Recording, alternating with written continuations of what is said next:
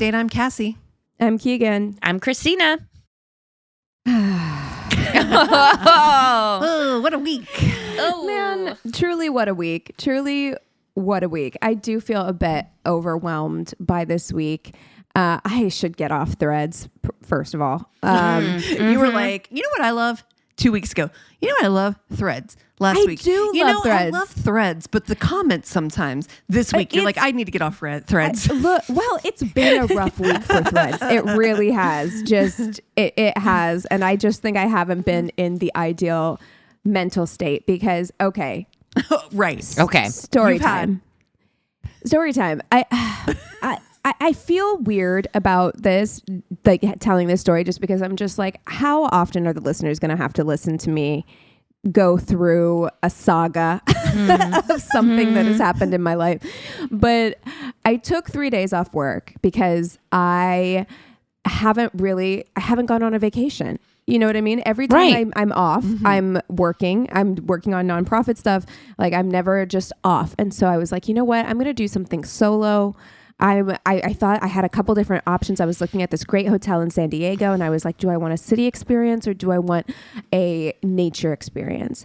And I had always wanted to see, Christina had a really beautiful experience seeing the big trees. And I was like, I've always wanted to see the big trees. And I didn't want to drive all the way to the Redwoods, but Sequoia is not that far. It's so like close. 4.5 hours, Yep.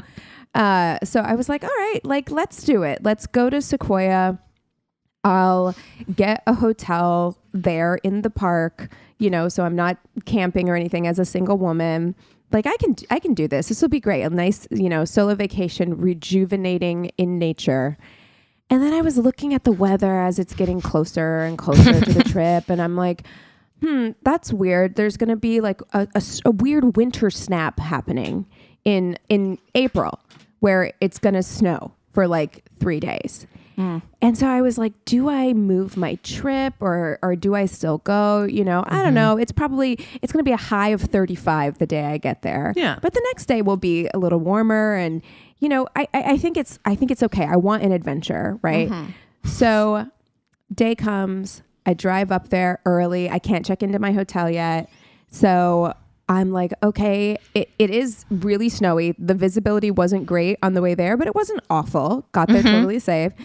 And I was like, let's go see General Sherman. It's an hour away from my hotel, but it's the world's largest living thing, right? Beautiful. And I'm like, it's gotta so cool. see it. I'll tell you, cool. That's a hard hour. That is a hard hour. Those roads are windy. Yes, they are. And I already have, when I was 16, I got into a really bad car accident, flipped my car driving on a mountain in Utah in the snow. So I already have driving anxiety in mountains. So yes, it is windy. The visibility was low again. Like I'm driving like 25 to 30 to get there. But again, adventure. What else am I doing? Let's go see it. So I get there. It is magical. I took a video. I'm like, oh, it's stunning because you're in the forest of giants, right? It's all of these trees so are gorgeous. thousands of years old. It's truly stunning, awe-inspiring. Do it if you get the chance. It was lovely. But then the snow is starting to like come down pretty hard. And I'm like, okay, I should probably head back. By the time I get back, I'll be able to check into my hotel. So I, go back up the trail, get in my car, and I'm driving for maybe 5 minutes, hit a patch of ice right off the side of the road. Oh my God. Right off the side of the road into one of those like poles that are, the side of highways in mountains. Those so they're flimsy. So I knocked the thing over. Oh, Jesus. But still, so it's lodged underneath my car. My car is tilted on the side. I'm in a snowbank. So my car is tilted on the side so much that I can't open my driver's side door. Great. I have to get in and out my passenger side door. So, and no cell reception, by the way. Of course not. There is no cell reception. It is snowing. It is starting to the sun is starting to go down ish. And I'm an hour away from my hotel. So, and I'm out there by myself. So I'm like, cool. So I get out, I climb out my passenger side door. I'm trying to dig the snow out from my tires. I did think, and I even texted you guys later, I was like, I should take a picture of my car right now. Oh, Jesus. Right. For when I tell this story. Yes. And I do regret not having taken a picture. Oh. But yeah, I ran over a bush, and so it's lodged under my car. The pole is lodged under my car. I'm trying to dig the snow out from my tires. It's just not work. I'm not going to be able to get myself out. People are driving by. They're like, are you okay? No. And I'm like, well, and they're like, can we help? And I'm like, Yes. can you help? I don't know. Like, so somebody was like, all right, well, I'll go let somebody know that you're here. I was like, all right. Great. So I'm there for like half an hour at least. People are driving by, like the heat in my car isn't working anymore. I'm guessing because of the way that my car is tilted. And also I didn't really want to run my car because what if I'm stuck there for a while? Right. Then finally this guy, he drove past me and then he like reverses and he comes back and he's like, hey, do you need help? And I was like, supposedly someone's gone to get help. But he's like, well, I think I can pull you out. And I was like, can you? And this would have been the greatest mute cute in life, by the way. Honestly, his name was Seth. He was so sweet. Like he was actually in the era of with everything else that has happened this week. Like the reason I'm trying not to be on Threads is because the Rape Academy whole situation, with all of that happening, Discuss that. I will say we got one good one out there. We got Seth.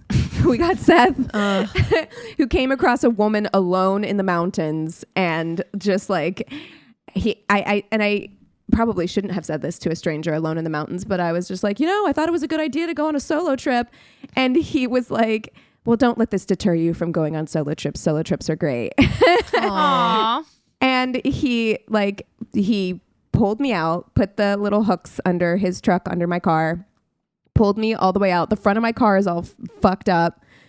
But I was like, I've got like $60 in cash. Do you, and he was like, no, not at all. Just like be safe out here. Be careful going down. Stay in a low gear. Try not to hit the brake very much and get back to your hotel room. And so all things considered, it could be so much worse, right? That situation could have been a truly nightmare situation. What if nobody could have helped me? What if I was stuck up there? What if my car was, messed up to the point where I couldn't drive it? There's so many things that could have been so much worse. But I finally got back to my hotel and I was like, you know what? We're getting some food and we're pouring some whiskey into one of these little plastic hotel cups. And we're staying in for the rest of the night. And then we'll deal with tomorrow. And, the next day it was a much more beautiful day. A lot of the trails were still closed because of the snow. So I didn't get the kind of experience that I would have really wanted to have being up there. But those trees are really cool though. They are so cool. Honestly, I would go back another time when the weather's warmer, and I would honestly, it has not deterred me from doing solo trips. However, for something like that, I think I would rather go with people, not just because I think it's safer, but also because I think sharing the awe of something like that with another person is really special. So, would definitely go back with people, and everything is fine. But it was just one of those things where I'm like, I can't have one day, like I can't have just like one weekend or like a couple of days to just chill out. Like I need you to send the link to your AstroSeek birth chart, because I'm gonna look up some transits for you. Oh my god, I was like, what's going on. And people were driving by, and I know they were trying to be sweet and helpful, and that's the thing too, is I really want to emphasize that there are a lot of good people out there. People were driving by knowing they couldn't really help, but were like, do you have food? Do you have water? But also there's like a car full of probably like Gen Z boys drove by. And You're, they like, were sweet. sinking in your seat. I know. I'm like, they were nice though. Like they were nice, but they were like, you kind of saved me because seeing you go off the side of the road, I hit that same patch. And I'm like, good. I'm glad I could be of service. I'm Great, so yeah. happy. Great. Good for you. Yeah. And I mean, you did bring it up, and I do feel like it is something that we do have to talk about at the top, as hard as it is. And I really don't know yet, like, really what to take away from this. If this is so CNN did this whole report. Basically, they found a rape academy website online that Called thought it was bad. motherless.com, which is it's a porn 80 site. million And then there's like visits last week. And it is basically an academy of people trying to help each other to drug and rape their partners. I thought the story of Giselle Pellicot, this is a French woman whose husband did that to her for years. And had 70 of her neighbors basically come over and violate her. I thought that was probably the most horrible story I've ever heard. Couldn't believe it. Seemed and then to so see, one-off. Like see, how yes, fucking But it's seemed one-off. absolutely not, because I've heard other stories now, you know, that, of similar things. It was absolutely not a one-off situation, but it felt that way when we first heard about it, right? Because it's just like, we know we have to be wary of men out in the wild. Like, we know that. And even with, we tell tainted love stories all the time where it's like, my husband, like, who is this person, the stranger beside me stories, basically. But it truly is, okay, now we can't trust the men we're married to. We can't trust the people in our homes, you know, because apparently there's a big market for this. And I don't want to fucking hear that it's like, because the number that CNN reported was less, but that was from February. From March, it was 80 million hits. And the number of people trying to make that distinction between 80 million people and 80 million hits. Yeah, I don't need your fucking semantics right now. You know what I mean? Like, it's one is too many. One is too much. If a man makes that distinction, immediately unsafe. Yeah. Like, that person is unsafe if they're trying to play semantics with you about the number of millions of men who want to visit a site that teaches you how to rape, assault your spouse, or just women in general. And at the same time this is happening, there is a quote unquote trend, and it's younger men. I think it's like Gen Z and younger men in Brazil who are teaching each other how to fight women if they say no to you. Like, that is their whole group is doing that. So this is the world that we are living in. It is the world that we are living in. And people want to ask why women are scared. why the they don't birth wanna rate talk to is you. so low, you know? And it's like, why would we want to be No new men in my life. No new men in my life. I'm Honestly, sorry. Like, at this stage, I'm like, if you're here already, great. You've been grandfathered in. Congratulations. Applications are closed for men I don't know. And then on top of this news, you also had the news they were debating on, like, the birth rates dropped, right? So, and they're talking about the birth rate of mothers between 15 and 19 years old.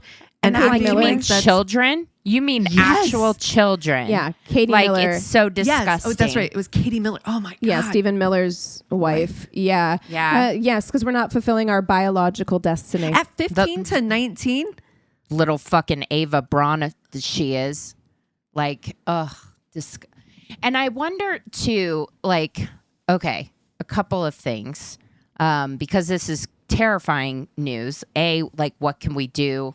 B, like, why do we think this is happening? Part of me wonders if this is just, like, patriarchy's last gasp of power and control. Because that's the thing, is that rape isn't about sex or attraction. It's about power and control. Mm-hmm. And you have an entire generation of men who feel wrongly that they are losing control, that women have surpassed them in basically every metric. Men and the way that they've been raised and socialized are not competitive in a modern society that we've set up. They're just not. And so do you think that this is their anger being directed at us? Well, yeah. I mean, I definitely think that. I think,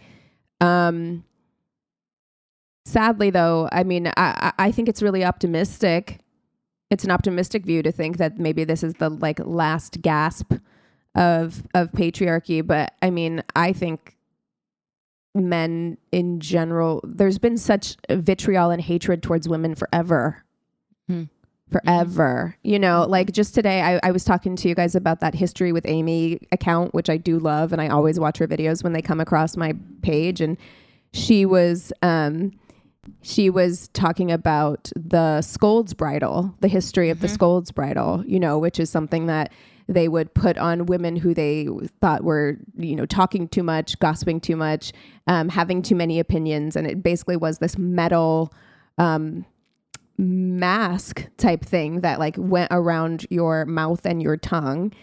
And, you know, that was in like this 1600s, you know, and it's just, I think men have always been threatened by women.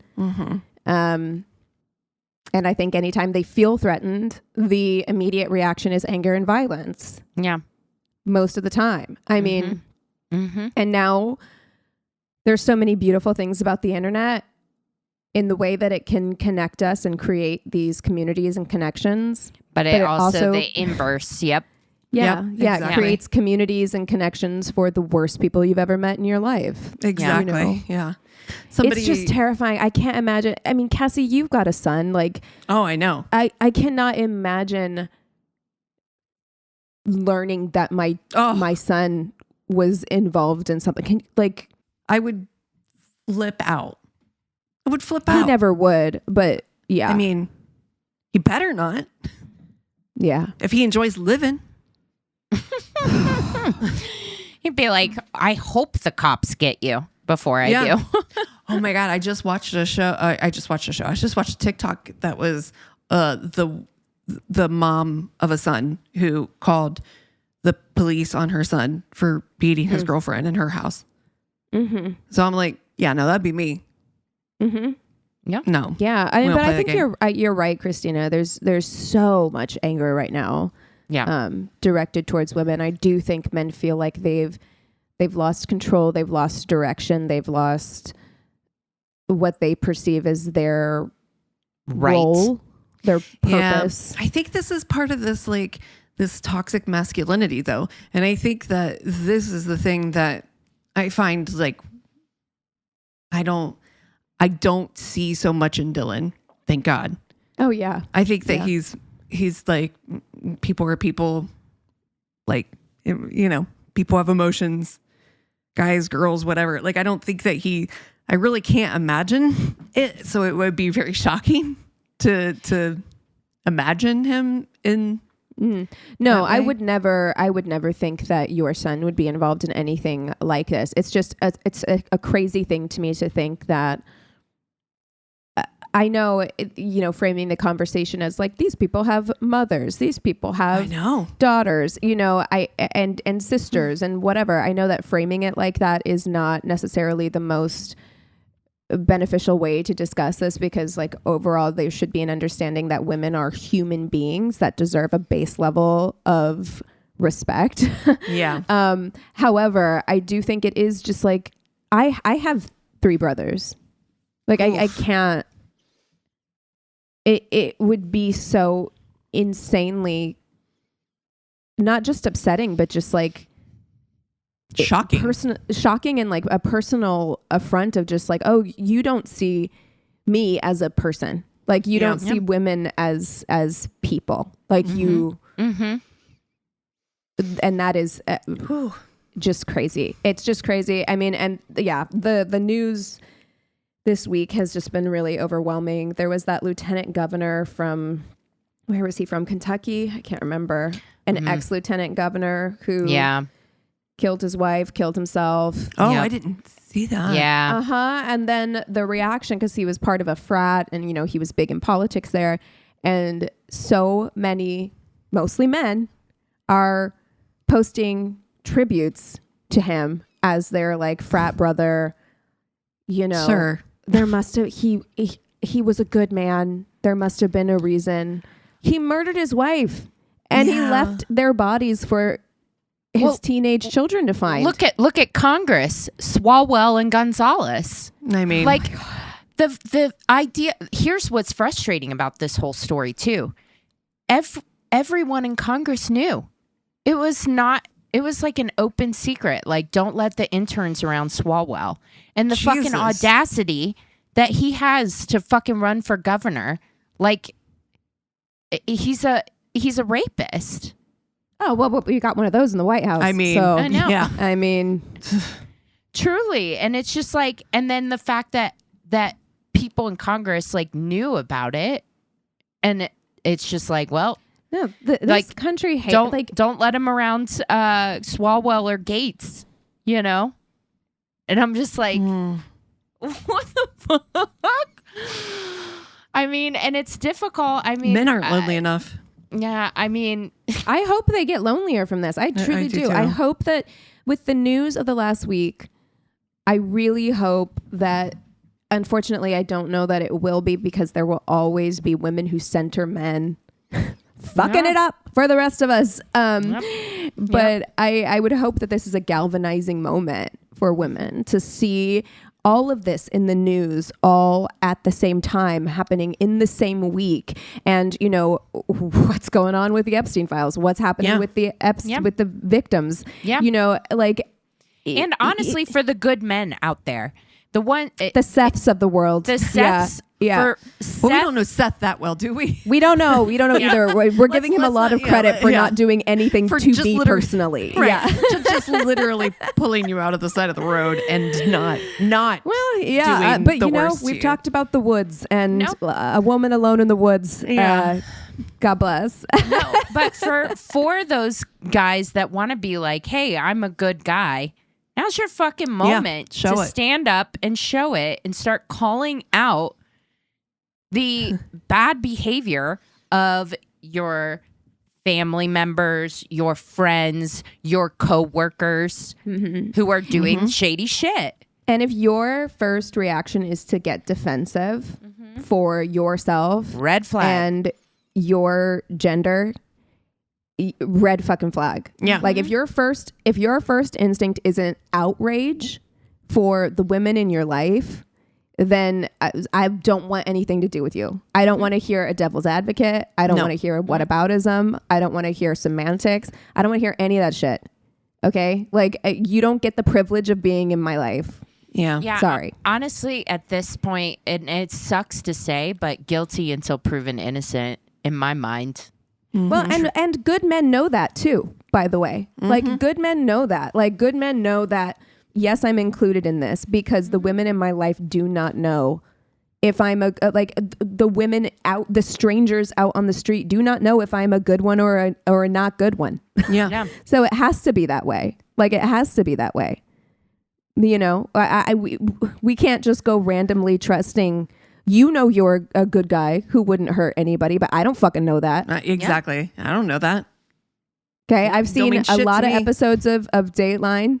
Yes, I know many. that, I know that evil comes in all shapes and sizes. And just because you're good looking, just because you're charming, just because you're funny, just because all your frat bros like you, doesn't mean that you're safe. Nope. So. Nope. It sure doesn't. And look at like what's going on TikTok this week with that woman that was in Bermuda or whatever. I don't know this one. I don't know this story. Fell off the boat, quote unquote. Oh, yes. Oh, it was the Bahamas. Oh, Bahamas. Yes. I think, yes. Yeah. And they're from Michigan. They were out on, they had a boat down there. They were supposedly out between two different like smaller island bars or whatever, and apparently just fell off the boat. overboard. Mm-hmm. Okay. Yeah, this week also there was a woman in Tanzania who was on vacation in Tanzania with her fiance. Proposed to, yeah. She got proposed to on the trip in Tanzania, and then he's arrested. She's dead in the hotel room. No. Mm-hmm. Yeah. This is what we're dealing real with. life Dateline happening daily. Everywhere. Yeah. Everywhere. I mean, why are there so many episodes of Dateline? Because it just never ends. We have done how many hundreds of episodes of this show? Remember when we first started and we were like, what if we run out of stories to tell? We will never run out of Tainted Love stories. I as wish. upsetting as that is, we will never run out. I There's wish we always would. another one. Yeah. At some point. In fact, it's a challenge to find one that's actually not like, oh, look, Every other another story? shitty man killing his fucking partner. You know what I mean? Like, I got one for you today. oh. Well, Listen. Hey, but listen, we are almost 8 years old as a podcast. yeah, wow. And I still, despite 8 years of excruciatingly bad dates and really terrible tainted love stories, I truly still believe in love and in dating and everything. And we do this podcast, or at least my motivations are to hopefully, like, you're taking something away from this to make yourself safer while you're out there, because dating is not very safe. And so hopefully you're hearing this and making some good choices as best as we can. And then the second thing is, like, kikiing with you guys every weekend keeps my fucking head on straight. Oh, like, same. True. This true. show is boiled down to fucking friendship. Mm-hmm. Yeah. If you're gonna go through life, like, don't center men, center your friends Oh, as yeah. much as you Absolutely. can. More covens, please. Yes, We all gotta just. Absolutely. we are It's the age of the coven. pro witches, pro astrology, pro girls trips, pro Yes. Golden Girls retirement communities and tiny homes. Yes. I actually have been looking Practical at, magic. Mm-hmm. like, if you buy land and, like, just make a little tiny home community. Yeah, that's all I want. It's Beautiful. all I want.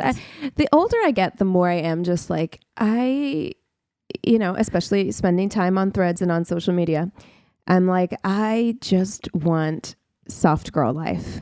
Yes. I just want like to look outside, having my hot coffee with my animals around me, Yes. looking out over my garden. Me too. And I want a yard full of wildflowers. You know what I mean? You know what I I want want? chickens. I want that same thing for you. And then in my tiny house, what I'm doing, I'm buying old sweaters from thrift shops and like unwinding them and making the yarn balls that I'm going to sell at the market. Where you sell your little love that. flowers and I'm going to Oh sell my God. all I my love little it. yarn balls. This is amazing. I want a goat, and we can do like goat's milk soap and Do you stuff. know what I'm doing? I'm doing genetic genealogy. Building trees. That's what I'm doing. Love it. And I'm growing the most enormous zucchini. Oh, ever. God. Ooh, and then Yeah. I can watercolor like little trees and then you can fill them in Oh my for your God. This is genealogy thing. Beautiful. I'm loving this for us. I'm Yeah. loving this for us. I want to get into pottery. I would love to like throw pottery.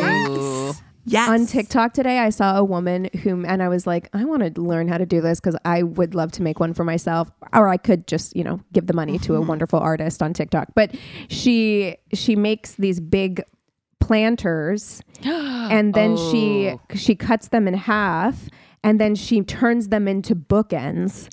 So they're like planter bookends. Wow. And I'm like, I love this. Oh my God. That's such a smart idea. Stunning. Yeah, beautiful. Well, we do have a new patron this week. Woo! Yay. Huzzah. Very exciting. Please forgive me. I'm going to do my best to pronounce your last name as correctly as possible. Caitlin Cerverizzo. I hope that's the right way to pronounce your last name. But we are so happy to have you on Patreon. Welcome, welcome. Let us know if there's anything that you want to see. If you have a fuck, marry, kill suggestion, we're down to hear that. I did put up this last week our episode on The Housemaid, which if you're $5 and up on Patreon, you get a monthly movie episode. That was a fun one for us to do. And next month is going to be 13 going on 30. Yeah, very exciting. I love that movie. I really can't believe we've not done it before. Because that's such a good movie. I'm so happy that you chose that one, Cass. Because Me too, because the other option was California. I know, and the week we've had, I'm like, no. Like 13 going on 30. Thank you. Is the right answer. Absolutely. Keep it light and keep it moving this summer. Yeah. That's a good call. Good call. We'll keep California on the back burner for a while. Another time. For another time. Another time. Another timeline. For sure. Very possibly. Well, you guys want to take 5 and then we'll come back with stories? Oh wait, we didn't do it. We didn't do a fuck, marry, kill. Well, I don't feel like. I don't think. Oh, okay. That's fine. Okay, never mind. All right, carry on. And we're back. Okay, Cass. Okay, so this one was titled "Bad Times." This is my worst day ever. Bad times. Oh, just bad times. I feel like we're all living in bad times. You know, honestly, relatable. That's now the title of the episode. Bad times. Around 11 a.m., I got a text from a girl I'd been talking to for about a week. We want to grab lunch? I'm thinking, sure, easy, low key. We pick a spot, agree to meet around noon. I show up at 11:55. 12:15, nothing. 12:20, nothing. I text her, no response. 12:30, I text again, nothing. 12:40, she finally replies, oh, sorry, I didn't see this. On my way. Lost track of time. Excuse me, you didn't see this? Okay, I have to say, I know that some people are time blind, but it is a very irritating trait to me. Yes. I totally agree. Agreed. Because I try to have compassion for it, because I do know that like some people they function on a different timeline than other people, but so I don't want to be mean about it, but I do feel like it's so disrespectful to other people to just not pay attention. Set an alarm. Figure out a coping strategy. Yeah. It's disrespectful is the problem. Yeah. You know.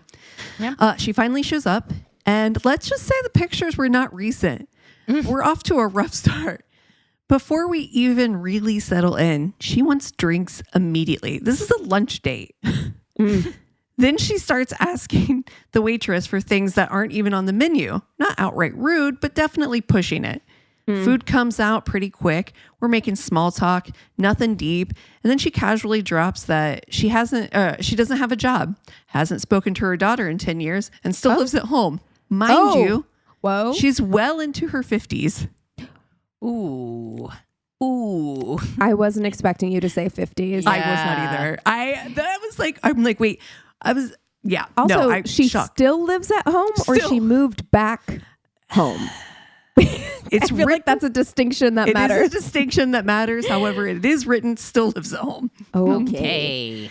On top of that, she keeps forgetting things we literally just talked about. I'm like, no. There's a bucket full of red flags. Yeah.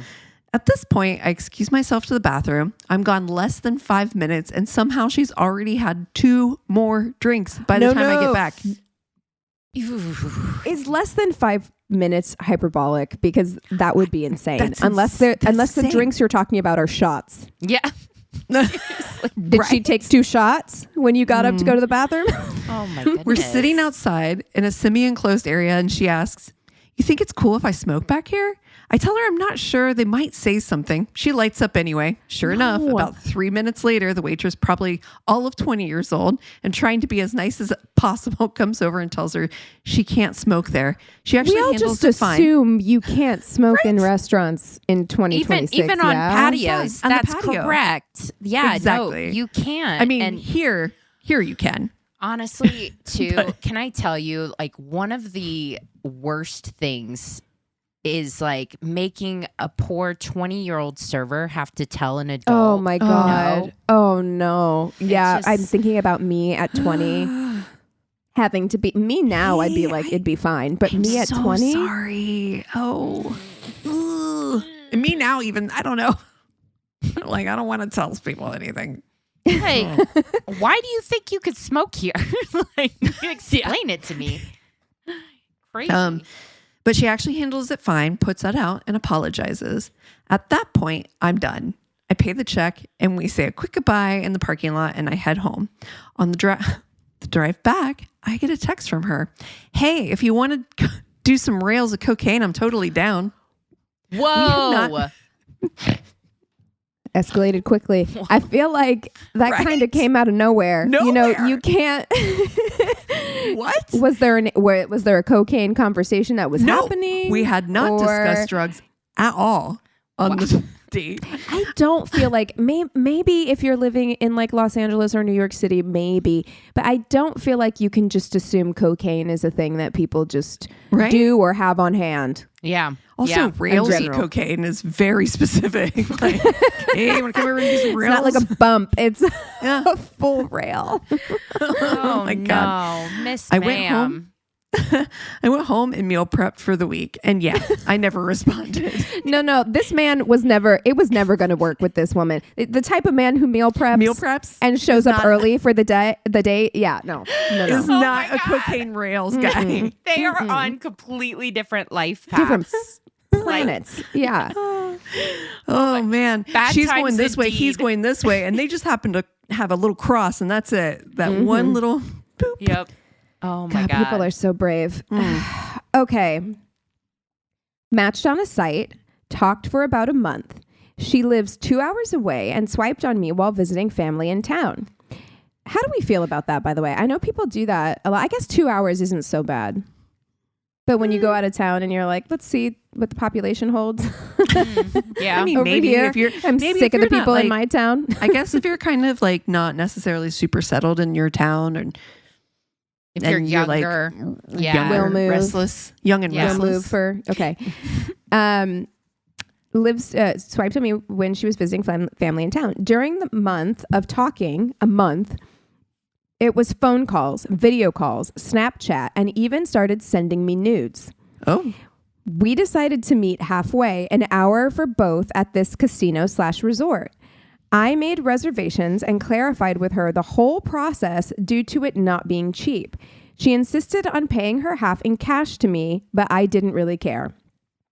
The day of, we text throughout the day, and I drive an hour to the place.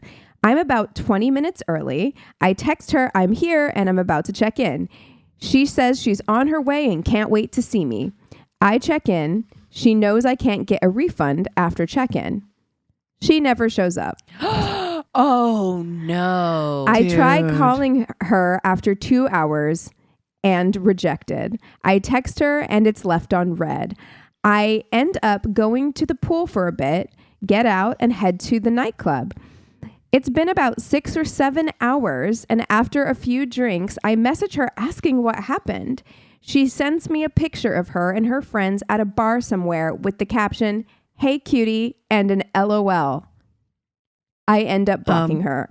Wow, that is. Yeah. It wasn't a complete disaster, though. I met a couple there on vacation and drank with them all night.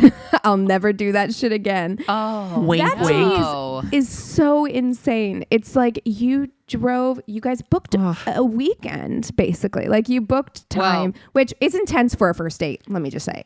Sure, but booking a room after and a stuff. month of But you've been talking to someone, for a month. It's like videos, phone calls, nudes, you're sexting, I'm sure, like all of this stuff. She's talking to you the entire drive up. She's talking to you when you check in. That's diabolical. So it's not like she forgot. That is diabolical. Yeah, that's horrible. really mean. So he went on a solo vacation. I hope he enjoyed himself. Yeah. Is his name Seth? Oh, Seth, sweetheart. I hope Seth is okay. No, but it's like, like he had to spend a lot of money to make that reservation. And a month of effort. Yeah. And expectation and excitement. And like, yeah, it's so shitty to do to somebody. I don't like that. That's very mean. Disrespectful. Disrespectful. Okay. This is a worst date that I wanted to share. A little bit outside the norms, but I feel like this will ring familiar to anybody that's had this date in a struggling relationship. So this person says, my ex and I rarely went on proper dates. Our living situation didn't leave much extra money for dates, unfortunately. She made a comment one night kind of hinting that she was feeling a little bummed, so I decided I was going to take her on a surprise date. She would know the date and time, but nothing we were going to do.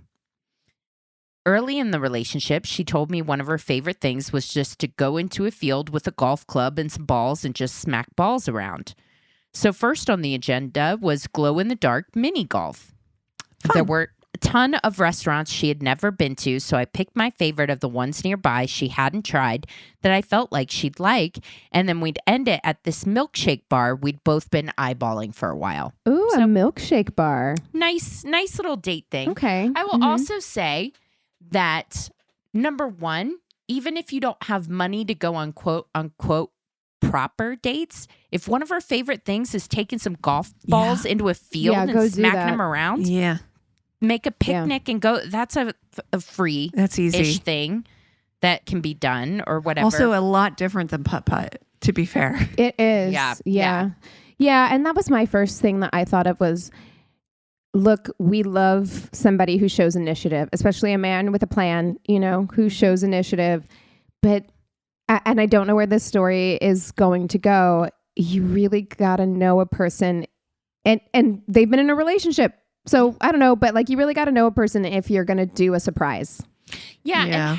And how much hinting do you think? Here's my thing. I will say open, honest communication prevents so many problems. So much. If you're hinting that, and you're kind of bummed that you haven't been on a date, just ask. Just say, I want to go on a date. I want to go on a date. Yeah. And honestly, tell him what you want to do. Yeah. Like truly, be it's specific. just like, because if you're expecting them to read your mind, this goes for either both any ways. gender. Yep. If you're expecting them to read your mind, you're setting yourself up to be disappointed because they don't. It's like when you watch the movie adaptation of a book and you're like, this just isn't how I pictured it. And you're like a little disappointed. Even if you enjoy yourself, you're like a little disappointed. If you just told him or told them, whatever, you'd prevent a lot of this. And I listen, this is coming from experience. I used to be the worst about hinting for things that I wanted. Yeah. Because I was like, I want them to think it like it'll mean more. If I tell them what I want, then it won't be as meaningful as if they just get it for me. That was one of the arguments. My first major boyfriend that I had, the one that moved out here to LA with me, that was one of our first kind of, not a fight, but it was like you're new to relationships, you're new to playing house, you're new to like that you were raised in different ways. And Christmas came along and he came from, and it's funny because now we do like Christmas lists now in my family, but that's not how I was raised. He came from a Christmas list family and I came from you just know them so well that you buy them gifts, the perfect that thing like for them, family, and so I hate it. I was just like, no, you should know me well enough to buy me gifts that you know I will like I shouldn't have to give you a list. And like, I'm like, it's more special if I don't give you a list and then you get me something that I really want.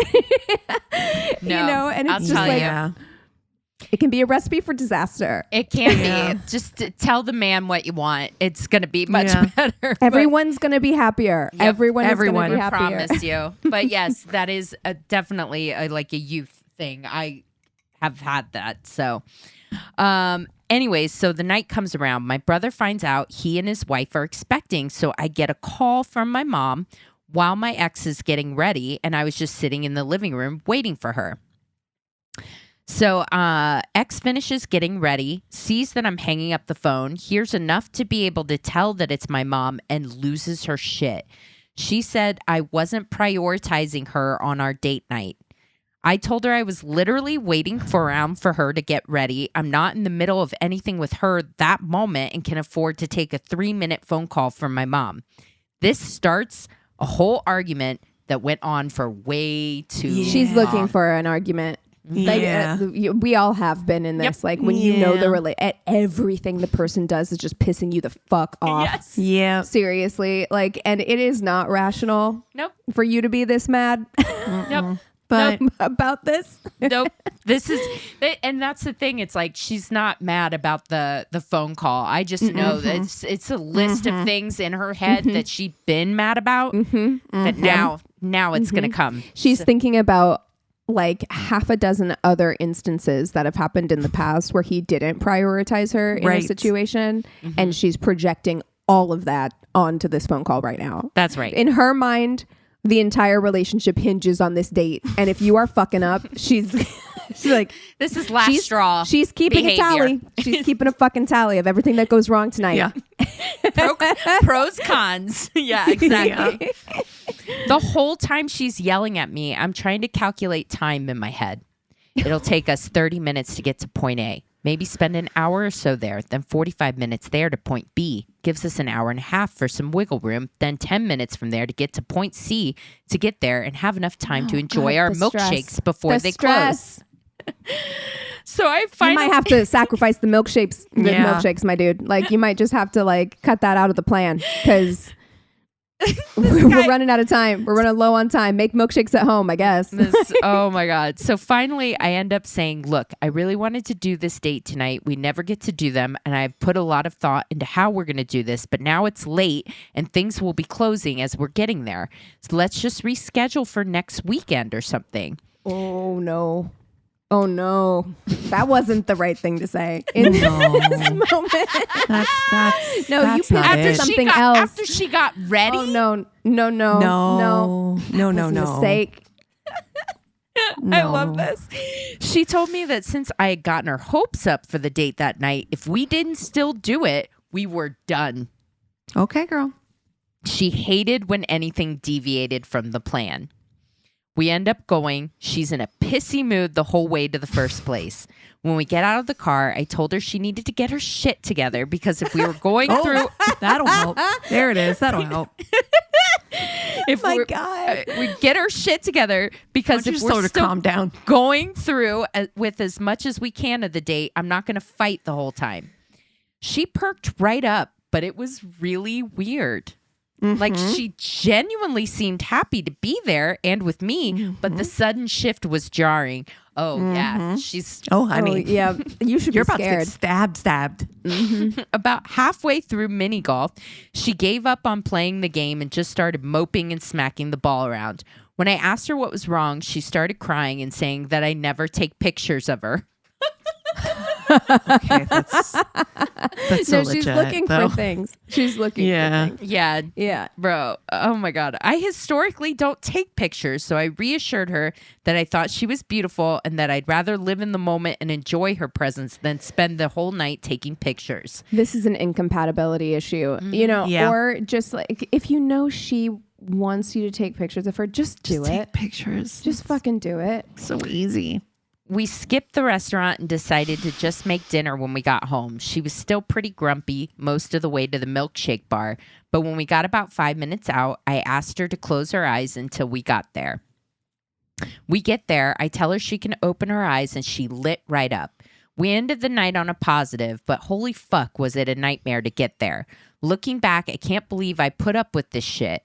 If y'all ever get into a fight with your significant other because you took a call from your family when your significant other is in a different room doing their own thing, just walk away from the fight. It's not worth it. Okay, it is more complicated than that, sir. Yes. I'm sorry. Yeah. It I think is, you like, didn't learn anything from this. I'm thinking not a feel like damn there's thing. a context that we are missing for this man didn't sure. learn a damn thing. That's the thing. Is like, do I think it wasn't about the phone call? Nope. You know, it's like that scene in The Breakup where it's like, it's not about the dishes. It's not about the It's not dishes. about the lemons. Right. It's not about the lemons. Right. Where it's, should she have communicated clearly? This is something that you learn as you get older. Like whatever she's really upset about, she should just make that the focal point of whatever she's she's bringing up with him. So that's on her, and she needs to accept responsibility for that portion of it. But this is something that I feel like women particularly get really frustrated by, is that even now at the end of that entire thing, and this person is his ex, clearly, he is still saying, oh, she just lost it over a phone call. Yeah. And you pick up throughout the things, like all the things that she'd been like upset about. You're not making me a priority. You don't take pictures of me. We don't go on dates. Yes, all boils down to like variations of the same thing. Correct. Exactly. So this was like the fucking, and that's what she's just mad that I don't take pictures and that I took a phone call from my mom. Sir, I swear to fucking God, you need to be a little perceptive. Yeah, a little bit. She's telling you probably for fucking months like that she doesn't feel special to you. This is the divorce came out of nowhere. That's exactly right. It just came out of nowhere. Didn't see it coming. We were happy. We're always fine. I don't understand. Okay. She gets mad at me when I get the phone call. But yeah, I wanted to share that, you know. We have all been there though. That is relatable. Yeah. That is an early 20s fight. It really is. And like we said, there is ownership on both sides, because that is her behavior is very reminiscent of things that I would do. And it's not okay to just assume that somebody can read your mind and that they should know what you're thinking, even if you think it's so obvious. Yep. You know, it isn't fair, and you have to accept responsibility for that. But he has a lot of responsibility there too, and is not accepting any of it. Yeah. So yeah. Oh man. Well, you guys want to take 5 and then we'll come back with the Tainted Love? Sounds good. Yeah. And we're back. And I have the Tainted Love this week. And I do want to give a little content warning ahead of time that it is a pretty gruesome story. So there's only one part of it in which I'll be talking about the gruesome part. So I'll bring it up at the time. I got this story from a Netflix documentary that I had never heard the story. I didn't know anything about it. It's called A Deadly American Marriage. Have you seen it? I haven't seen it, but it's on my list. Yeah, I've seen it. So also there was a People magazine article, and also there was a 48 hours on this story as well. All the sources, of course, will be posted on the website. This is August 2nd, 2015. 911 call comes in from Tom Martens. He's calling to say that he has hit his son-in-law, Jason Corbett, in the head with a baseball bat. Thomas told investigators that he had had dinner that night with the family, where he claimed that Jason was intoxicated, and so he decided to stay the night. Tom tells the police that he hears Jason and his daughter Molly. So Tom, the father, Tom and his wife, to be clear, stayed the night. So they are sleeping downstairs. They're in the basement. They hear noises. They hear Molly scream. They're arguing. She screams quite aggressively. So he runs upstairs with a baseball bat that he'd actually gotten for the kids, and goes into the room, and he says, basically, I'm trying to protect my daughter. He's trying to choke her. And so he picks up the bat and swings on him. For her sake, Molly tells the police that her dad does swing at him, but she thinks he misses. So she takes a brick from the nightstand and hits Jason over the head with the brick. The brick is there because apparently the kids and her were going to paint them. So this is just a random, it's one of those like concrete bricks, like they're like a decorative block that you would put like around something. And they were going to paint them to go around the mailbox. They were going to plant flowers and paint these things. Anyway, so apparently the bedstand is where she decided to keep it before they painted it. Feels weird to me, but what do I know? Feels weird to me too. Yeah, same. Also, those things are heavy. So heavy. So heavy. And I'm sorry, I don't know what your bedstand's made out of, or if you like it. Scratch it the shit up. That's all I'm thinking. I'm like, you just have this random block on your, okay. It's a weird place to keep it for sure. Weird. It's weird. Saying it's weird. That's all. Anyway, the family, Lieutenant Wanda Thompson, in the documentary, she's the lieutenant that gets called on the scene. She says in the documentary that it's one of the bloodiest scenes she has seen maybe in her life. Like, definitely that she'd seen in a long time. So the scene itself, they described as like there's blood in the bedroom. There's blood on the back of the door. So, which also kind of is like, okay, if there's blood on the back of the door, did this happen before your dad came in? There's things that aren't like 100% adding up. Yeah, because why would he shut the door when he came in? There's blood down the hallway, and there's blood in the bathroom. There's blood leading down the wall, and there's like a place that has gotten smashed where it looks like they were hitting him probably all the way down. They said, based off of the blood spatter expert, said that he was still getting beat as he was going to the ground. So I know that that's not, and I don't think there's like an exact science, or there's been speculation about that science, but it definitely feels like this was pretty clear. Doesn't sound like, due to the amount of blood evidence and where it is, it's not matching up with, I came up because I heard my daughter scream, hit him with a bat, and she hit him with a brick. It sounds like...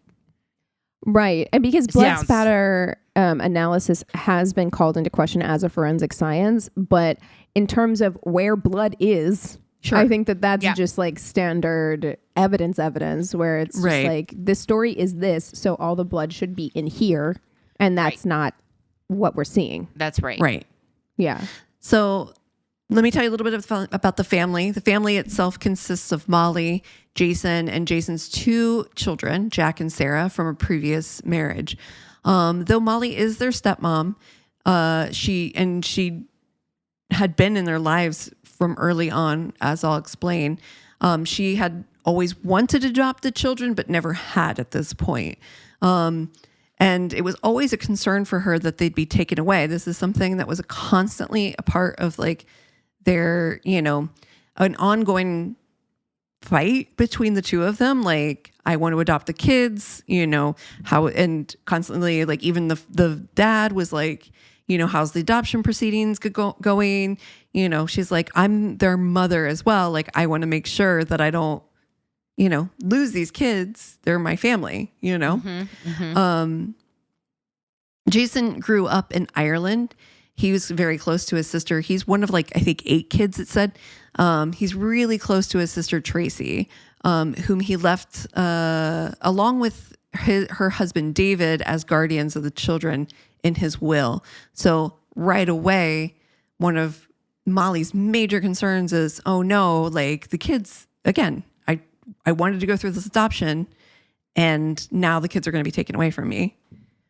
Also probably for other reasons, but obviously this is a big deal. Well, yeah, you did hit their dad over the head with a brick. There at least needs to be an investigation. So probably the kids are going to have to go somewhere else, at least in the interim. Regardless. Yeah. But that's very interesting that he's married to somebody and in his will has the kids not ending up with his wife who's been raising them. Yeah, I think that, and I mean, it's not very clear. Like, this might have been a will that was made up after their mom passed away, like early on, and maybe never got changed. Who knows? Well, and I don't know how that works. My brother and my older brother and I were formally adopted by my stepdad after my parents got married. And I think they did that because there's no real reason to do that, except for I think they did that in case something happens to my mom.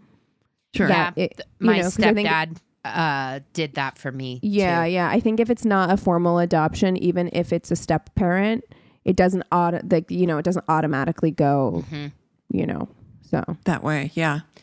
So as soon as they hear about Jason's death, Tracy, she had gotten a call and was told that her brother and Molly, they got into a fight. He fell and hit his head and died. That's what she was told. They took a flight right away to the U.S. to get the children. It's their number one and first concern.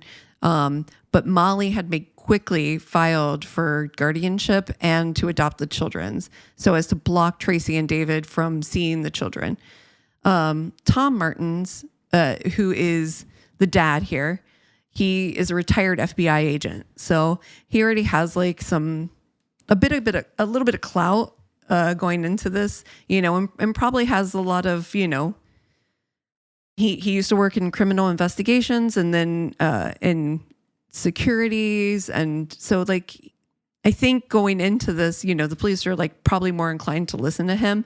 Mm-hmm. I don't think it matters as much as as he hopes it does, because the police immediately are like, well, have to a me, lot of questions. But granted, it's just the way that my brain works. Maybe not the way that fellow law enforcement brain works, but I hear that and I'm just like, oh, so you know what to do at a crime scene. Yeah. Like, you know how to talk to exactly what cops. my head said. Like, exactly.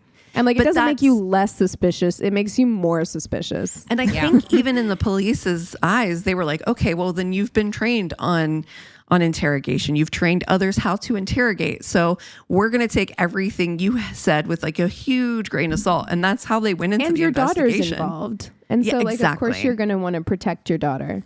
Exactly. So Molly's mother, like I said, was also there. When they interview her, they said that she was woken up by the screams, that Tom had gone upstairs, and she must have just fallen back to sleep because she didn't hear anything else. I'm sorry, ma'am. You hear your daughter being potentially abused upstairs, and you're just like, night, night. Yeah, you know what? You got this. You got it. I'll just roll back over. You got 2 grandkids upstairs. Yeah. And they got this. Ludicrous. Yeah. Totally ludicrous. Thank you. I was like, that is things that never happened for 1,000, Alex. Yeah. Autopsy results come back. Like I said, Jason has abrasions all over his face, all over his head. There are so many blows to his head. This is the content warning. There are so many blows to his head that the pathologist couldn't even count them, and said that there were pieces of his skull fell onto the table during the examination. Oh my God. Yeah. Mm-hmm. So you just hit him once with a baseball bat and once with a brick that happened to be on your I need to know why. Yes. So yes, we'll dig into all sides of the story. So 4 days of legal action, just to take you back to the kids here real quick. 4 days of legal action. Oh, well, this is before that, but before Tracy and her brother, or could even see her brother's body, because in the meantime, they had tried to block them from seeing the body as a whole. Well, because what did they tell them? They told them that if he fell and hit his head. Yeah. Yeah, they don't want them to see the body. Yeah. Also, too, like, there's a lot going on. The children themselves were also at the crime scene.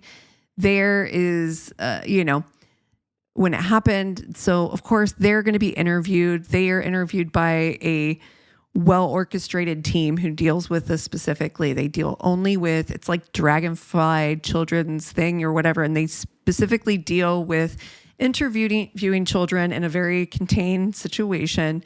10-year-old Jack at the time tells him that his sister had a nightmare about bugs crawling on her, and that his dad got mad, and that he and mom got into a fight because of that. And that's his grandpa came up and hit his dad in the head, then dropped the bat and said that his dad hit his grandpa with the bat back.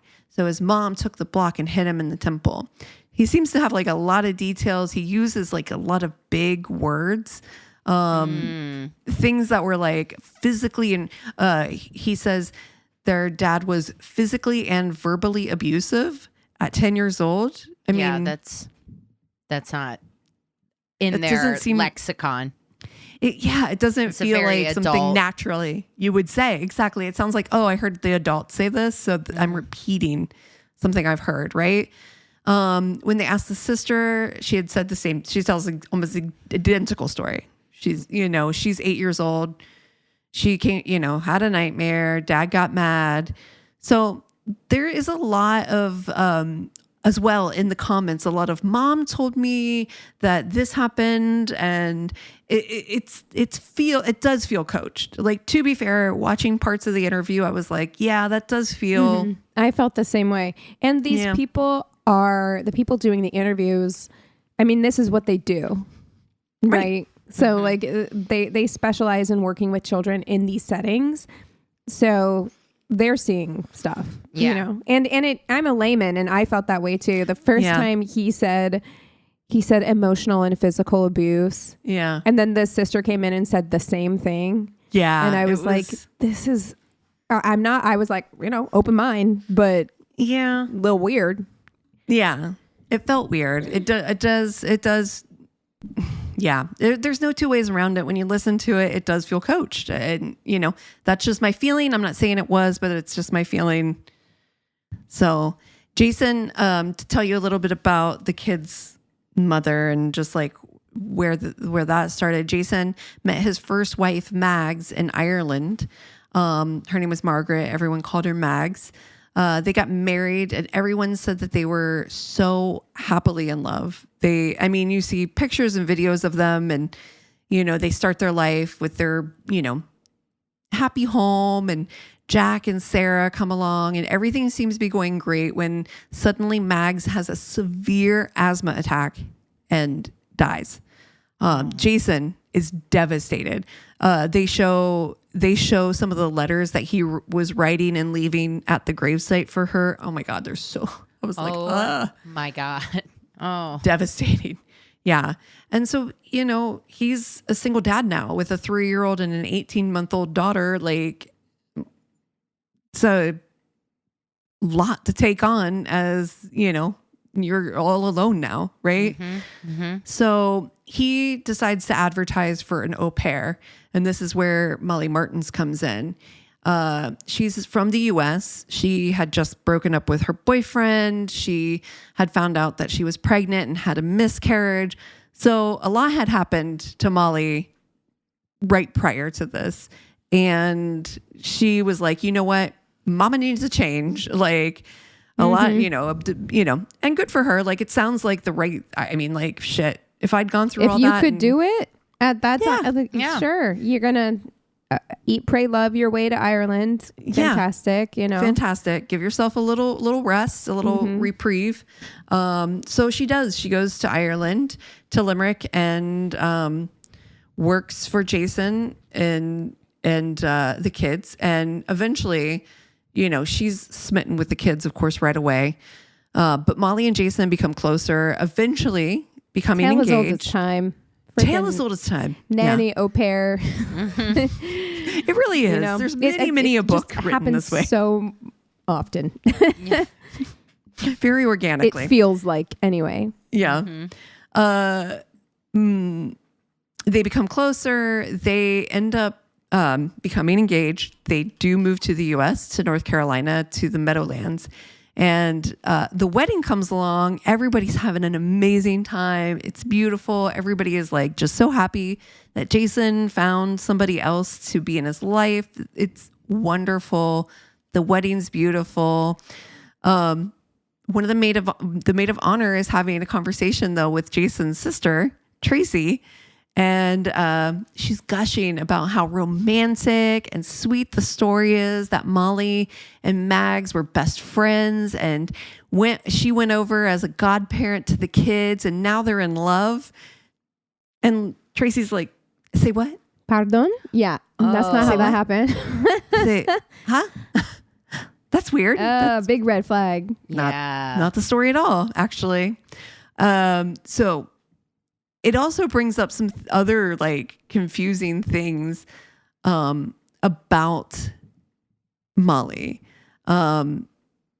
She had told a group of women, like all these kind of weird little stories keep coming out. Like she had told a group of women about giving birth to Sarah when even people in the group were like, that's not your daughter. Oh, no. Keegan, it reminds me of that one podcast. Of Unicorn Girl? Yes. It's right in my head, too. Yeah, it's just bizarre when people tell. A liar who lies liar about everything. who lies for no apparent reason, just pathologically. Yeah. Yeah, it's so weird, right? And then she also had told one of her friends from college that about having her sister who died of cancer. She never fucking had a sister. Therefore, that sister never did die of cancer. God, like there's help. all these. I'm sorry. Yes. Go to therapy. If you feel like you need to tell these kinds of stories to give your life like meaning or value or make you special in some way. It's that's such a sickness. Seated insecurity and self-esteem issues. It's weird, right? Sure. Yeah. Ugh. Yeah. So these stories aren't necessarily, criminal. I mean, you can say whatever the fuck you want, but they do sort to inform the police about the character of Molly and what she's kind of an unreliable person, right? Like, and pattern of behavior. And can't necessarily always be trusted. So they have dad on one side who's been, has this FBI background that they're already sus about because, he knows how to game the system.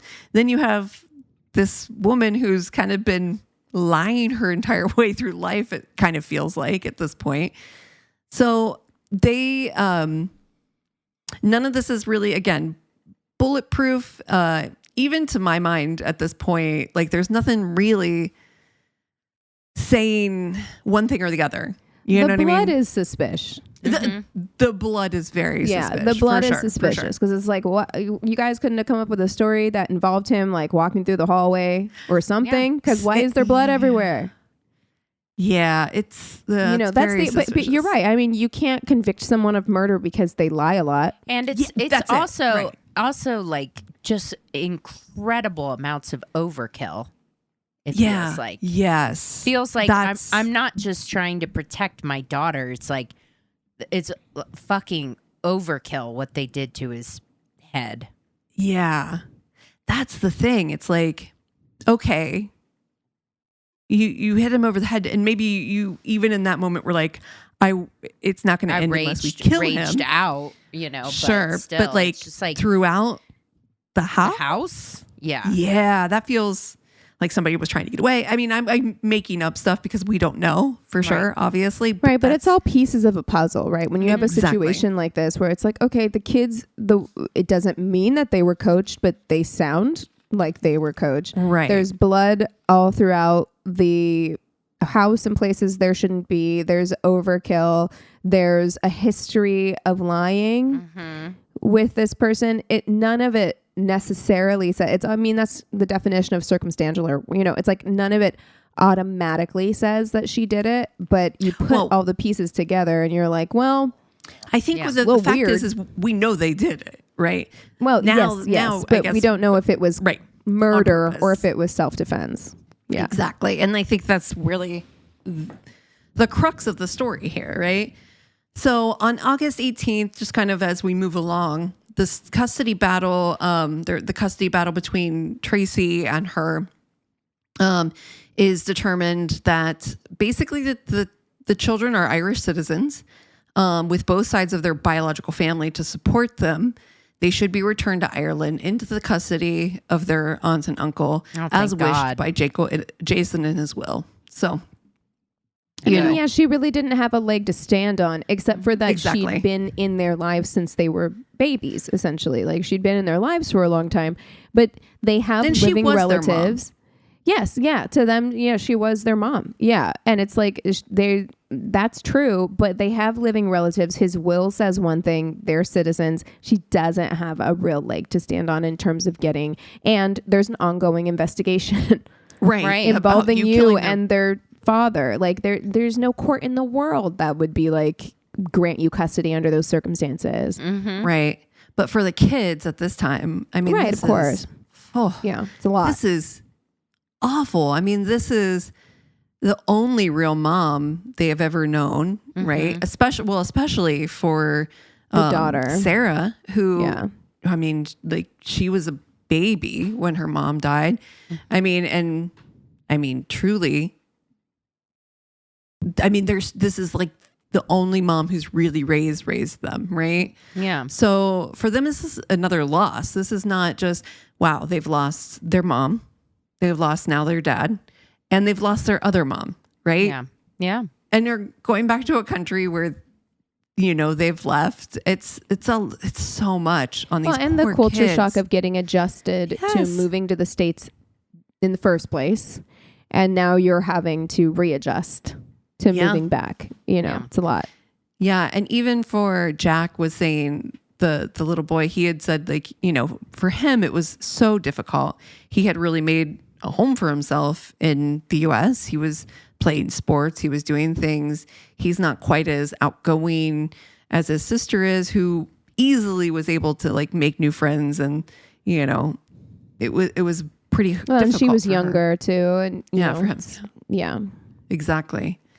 So Jason also was brought back to Ireland to be buried, and the family buried him next to Mags, which was one of his original wishes. I don't think is something that had ever changed from, I don't know. I think it'd be weird if it hadn't ended the way it had ended, but under the circumstances, this makes the most sense. Yeah. And it's a difficult thing, right? Anyway, because my dad died when I was little. And when he died, my mom got a plot with him because, it's fucked up the way it works. But it's like, you have to buy kind of like everything at once. And so she got a plot with him, and she got plots on either side of him and her for my brother and I, and because you don't know what's going to happen, and like those plots could get taken up. So like you want to buy them while you can, so that if you want the whole family to be together, if anything happens, For sure. So that's a real conversation of, when you get remarried and you have more kids with your second spouse, it becomes a real conversation of like, well, what do we do Definitely. now? So if they hadn't worked that out, I don't know. You just have to and funerals are really expensive. And so you just have to make whatever decision you can in that moment. Yeah. It does make sense. I mean, for all intents and purposes, for the way, again, where else would you be buried? I mean, like, this is your home, Ireland, and you have, and as I don't know, morbid or crass or whatever as it might sound, you have the plot purchased. Yeah. That's your, do you know what I mean? Your first love. Your first wife. And your family is all there. Yeah. And it's like, and your kids will be able to visit you together, I guess. I think there's that part even of it. Even if it hadn't ended the way it had ended, if he had died suddenly in some other way, I think there would have had to have been a conversation about what to do. For sure. For sure. Sorry. Just anyway, I know it's weird. It's I don't know. It's really complicated, having come from a family where my dad died really young and my mom had to figure out how to navigate that. It's hard. Yeah. Oh, I can't even fathom. I can't imagine what that would be like. Meanwhile, police are still investigating their father's death. In the initial interview, Molly had said that her father, Tom, had told them that Jason had been drunk. And when the toxicology reports came back, it would prove that that was not true. He had 0.02 blood alcohol level, which is like well below even like one drinking or two beers. Yeah. At most. And however, it did show that he had some of Mally's trazodone in his system.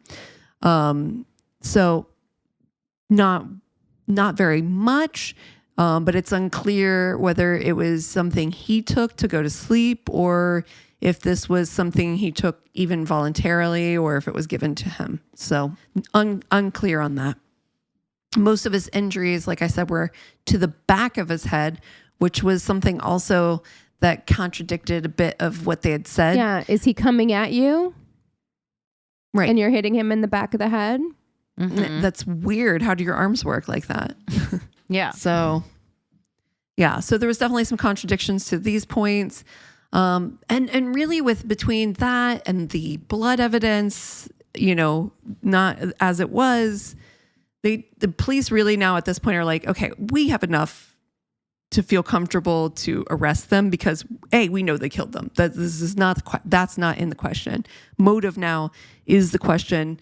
And that's something that we feel like we can prove in court, is that they had a motive and they felt that it was done on purpose. This was not done in self-defense. That was really what they needed to feel like they needed to prove to move this case to court. So, as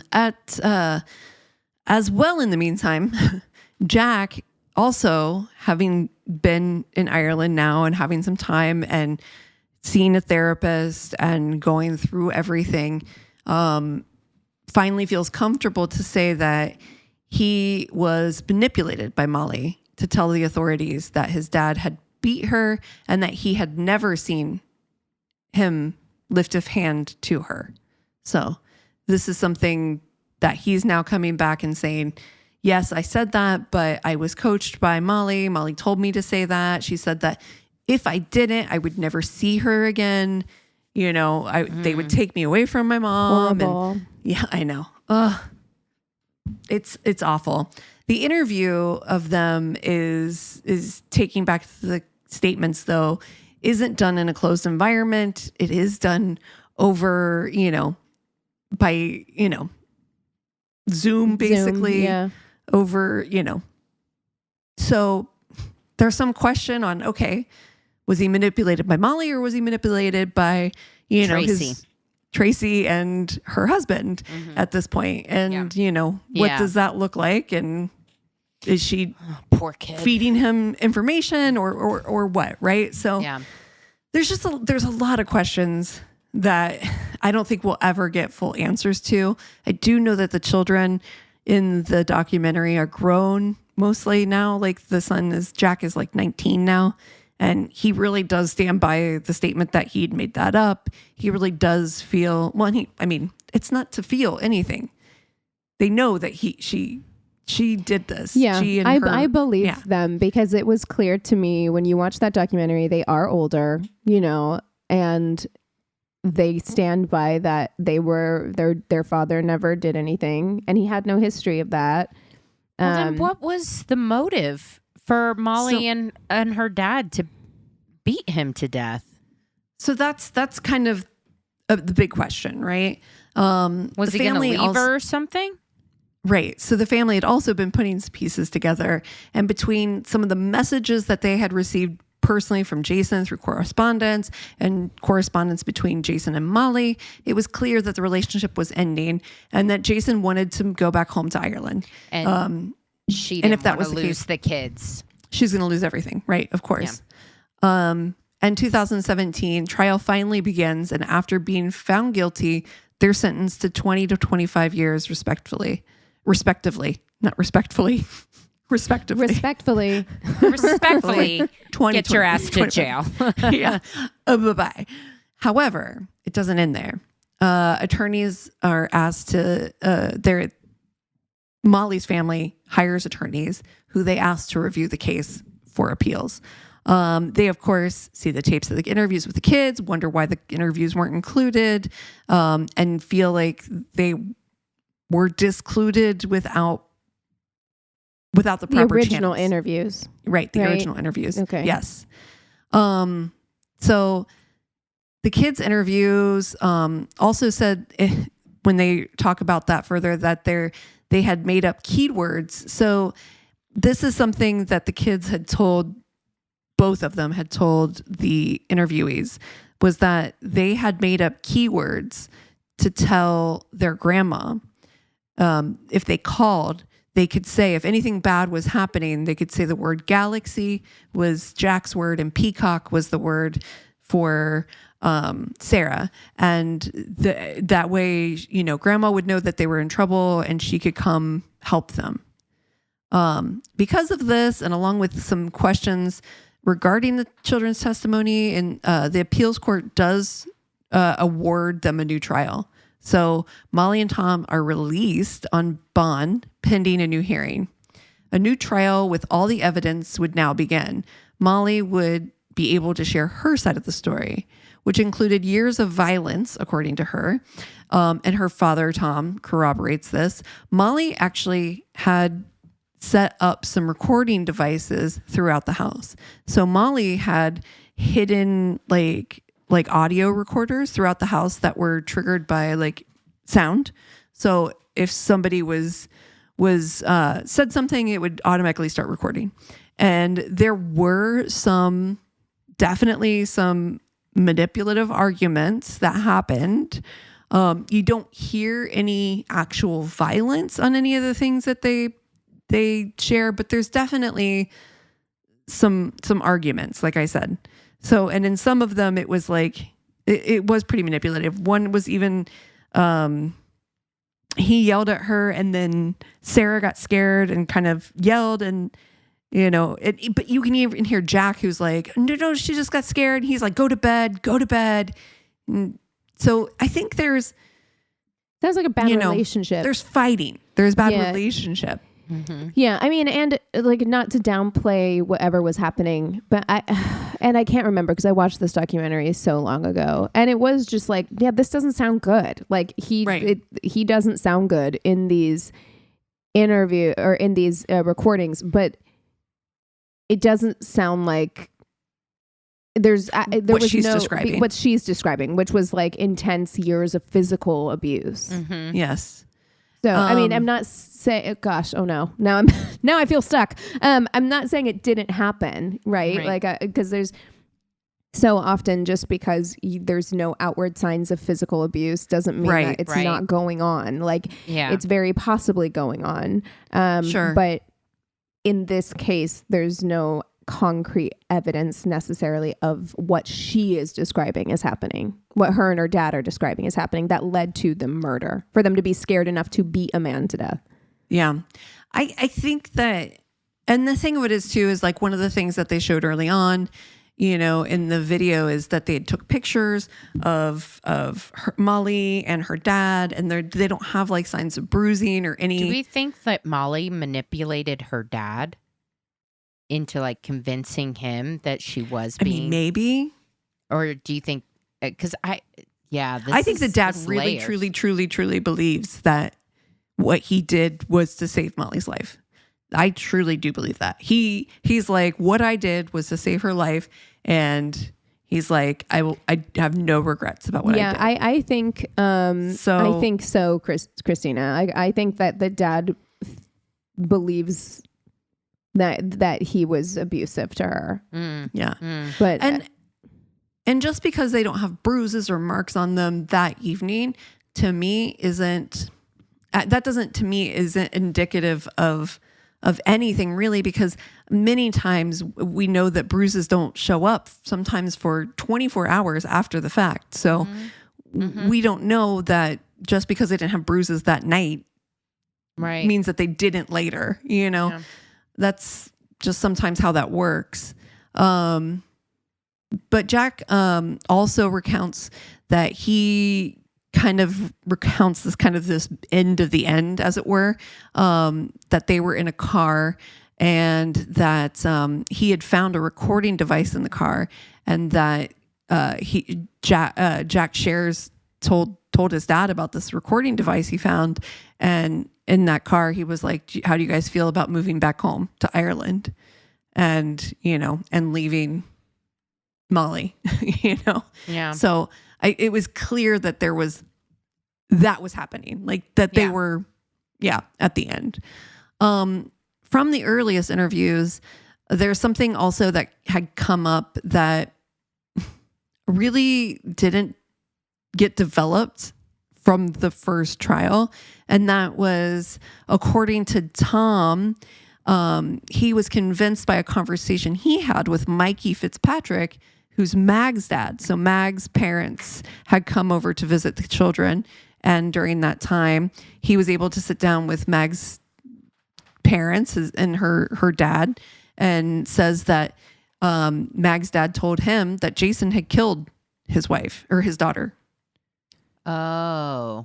So he also is like, okay, well, and they thought that she hadn't been killed by an asthma tack at all. Wait, but who that said it was who said this again? It's the dad, the one who swung the bat. yes. Yeah, like he's Tom's the one dad. who's saying.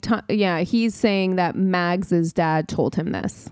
Yes. Okay. Yes. Tom is saying that Mags's father, Mikey, had told him that he's always thought that Jason had killed her. And was that corroborated by Mags's dad? He came forward and said, I said that? Let me finish. Okay, There's I'm an asking. order to this. So the new attorney who now has this information also and is investigating this further does obtain the coroner's report from Limerick, and it has it reviewed by an expert who said that they disagreed with the outcome, that she had died from asthma. They think it could have very likely been from strangulation. Her sister, who was there that night, and said that she kept saying, "I'm going to die," which the defense now says is the result of delayed effects of strangulation. So having been strangled, maybe the windpipe had been crushed, and therefore she's not able to breathe, progressively getting worse. Of course, there's no marks on her neck, but as we've said before, marks don't always show up, and they don't always show up right away. Upon reviewing the images from the night of Jason's murder, they do find a mark on the back behind Molly's ear, which does look like a fingernail had dug in.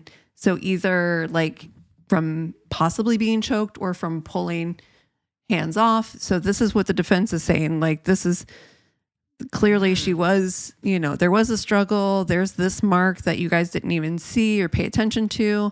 Is that what she says happened the night of, though? Yes. Molly said she was being strangled that night? Yeah. Okay. And so did the father. Okay. Said that he came in and saw her choking her. Okay.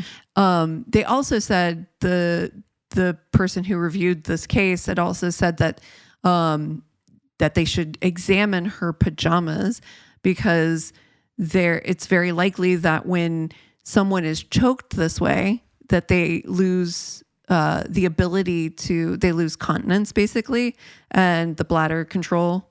And so they find that in the pants that she was wearing, they had been wet. So she had wet her pants. And they said that this is all proof of the strangulation, that he definitely did try to strangle her. And this was definitely proof that this was all a, protection. Like, they did this in order to protect themselves. In 2023, because of all the suspicion being brought to the table, the prosecution is becoming concerned. They're like, okay, there's have all this. There's enough reasonable doubt. Exactly. I wouldn't convict. You know what I mean? Well, and they just were like, let's offer a plea bargain. Wow, plea bargain. And so they offer the plea of manslaughter. And in the interview on the doc, Mags's sister, Catherine, does read a statement. Let me just tell you first of all that, okay, I'll answer this question because Keegan has this question, which is that does Mag's dad, Mikey, have a response to this? What he says can't be stated in his voice because he's passed. However, he has always said that he never said that. And Catherine reads a statement that Mikey had written before he passed, stating that he had never said or suggested that Jason had killed his daughter, and that the whole family vehemently denies that Jason had anything to do with her passing. Yeah, see, this is the problem, is because the truth gets so muddy in situations like this, because you cannot trust the dad or the daughter. Like, you can't trust either of them, because they have been proven to lie so many times. Where it's just like, okay, there's plenty of reasonable doubt here. Like, you can create a case. The defense attorneys definitely did their job, but you can't trust what they're saying, because that information came from the dad who's like, well, Mags's dad told me that he killed her by strangling her, and I walked in on him strangling my daughter. So, and it's like, but that didn't happen. So, right. You know, and then she has a history of lying as well. The kids are coming forward and saying they told us to lie in that situation, and this was our mother, you know, and so now we don't know what the truth is, because there's just too much. It's muddy now, you know. And Catherine even said, she was like, they never even reached out to us. We would have happily gone to court and told them that this isn't even true. Like, what were the prosecutors doing? Like, falling asleep at the wheel. That isn't that hearsay? That shouldn't even have been allowed in the trial in the first place, for them to present that as evidence that the dad said, her dad said this to me. That shouldn't have been presented without corroboration. I don't. And they have a signed statement from Mikey saying that this is untrue, that he ever said that. So it's like they could have easily taken that to court and proven that that wasn't true. So at any rate, it's 2023. Jack and Sarah do make impact statements at the sentencing hearing.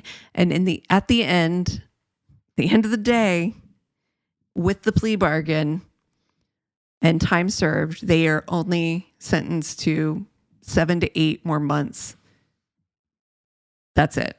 And are both out of prison at the time. Wow. Whoa, that's rough. And like you said, everything was so muddied that you can't possibly know. We'll never know what the truth is here. Yeah, it's kind of the same as like the JonBenet Ramsey case. Like at this point, it's just been so messed up from the beginning. There's so many different like mistakes and not following up on different things that it can never be solved fully, where everyone's like, yes, that is the truth. Like, that's so easy to see. There's too much muddying the waters to really definitively say one thing or another. You know, I am side-eyeing Molly. It does, from what you've said, it seems like she was afraid that, you know, her relationship was ending. She's got 2 kids that she really loves that she would never see again, and was able to convince her father that Jason was abusing her and set up this situation where she could get away with it. Yeah, that's the conclusion that I came out with from watching the documentary. Yeah. But like we said, I mean, and also a little bit of everything can be true. We don't know. We just won't know, you know, because of how it happened. And I just feel so sad for those kids, like truly, truly sorry for those children that they were put in that situation and they have to live with that for the rest of their lives. And they've suffered so much loss and so much upheaval. Sucks. Yeah. Sad. Yeah, the kids, I mean, is the most devastating part for sure. The fact that they literally lost 3 parents in all of this. Yeah, and they've left the lives they've built and known twice. You know, just like no real, now they finally have some like stability, but, and that's hard. Yeah. Ugh. It does feel like they landed at least in a very happy, loving home with Tracy and her husband. Oof. So, oof, good one, Cass. Yeah. Yeah. Thank you for sharing. Well, what are you guys watching this week? I watched a show on HBO called The Head.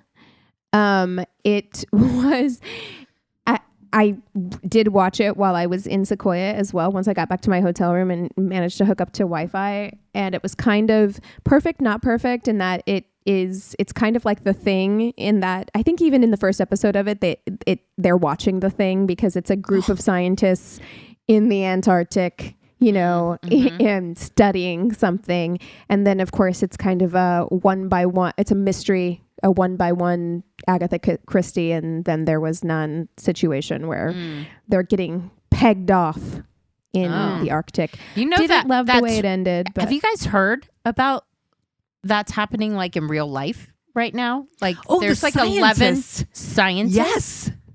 Yes. Where? That I've heard about this. In the U.S. that have died mysterious deaths in the past few years, like scientists that have worked on a project together. I don't think don't it's trust that. together, Things, but yeah. it's different things. But they're really high up research scientists that have all died mysterious deaths, like space scientists, and I think one was like involved with CERN or something like that. And they all had like different levels, like pretty high levels of knowledge in their field. It's very all of it's very suspicious. Yeah. So but yeah, I enjoyed it. I wouldn't like. No, I enjoyed it. I didn't love the very, very ending, and there is a season 2, and there shouldn't be. That's all I'll say about that. Okay. Like it should have been like a limited series, one and done sort of situation. But man, do I love a creepy story that takes place somewhere cold? You do. I do, because I think I'm so that. averse. Like my trip to Sequoia also did reinforce for me, as beautiful as it was. Snow is gorgeous. I loved seeing the big trees with snow on them. It was magical. All of you people who want to live where it's like snowy all the time, what is wrong with you? So doing anything when it's like cold and snowy and wet and icy, everything is just like 20 times harder. Like everything is harder. Just like getting out your door is harder. Driving is harder. Walking is harder. Like just breathing is harder. The air is cold. Like it's not for me. It's not for me. So maybe that's why I like it as a horror setting. There you go. Because in general, it's a horror setting. Yeah, it's a horror show on its best day. Yeah. I've been watching The Pit. Oh my God, Noah Wiley. So good. It's so good. This season is so good. Yeah, I like it. I know there's been a lot of discourse online, like people not liking it for some reason. Wrong. But I agree. You're wrong. Entitled to your wrong opinion, I guess. Entitled to the wrong opinion. Exactly. I'm loving it. So yeah, phenomenal. Chris and I just finished. We're finally back in our apartment, so we can actually watch TV again. So we just finally our mealtime food delivery show has been high potential. So we just finished this season of High Potential. Okay. Super good. Yeah. Cool. I love that show. She's so cute. I love her.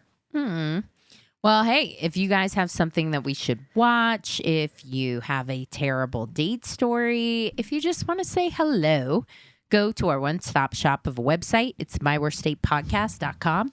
And we love you so much. Cheers.